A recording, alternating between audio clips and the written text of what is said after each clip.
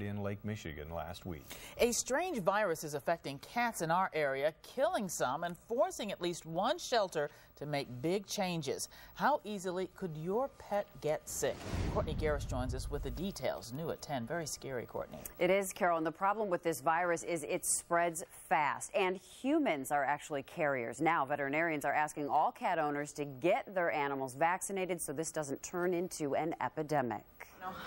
And see what the cats are going through obviously breaks our heart. The Washington County Humane Society saw the first case of this feline virus. Oral ulcers, nose ulcers, upper respiratory infections.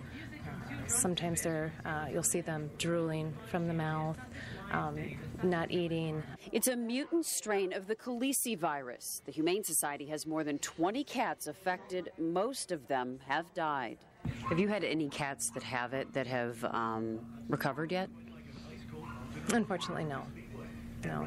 These cats are healthy but won't find new homes soon. For now, all adoptions are on hold to prevent this fast-moving virus from spreading. Humans are also carriers. I can pick up this disease by touching a door handle. It can be on my clothes, my hands, or my shoes, which then puts healthy cats at risk.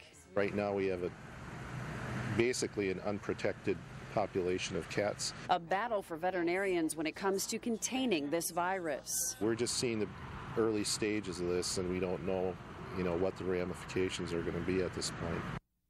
Well, the virus has also been detected in some cats outside the Washington County Humane Society.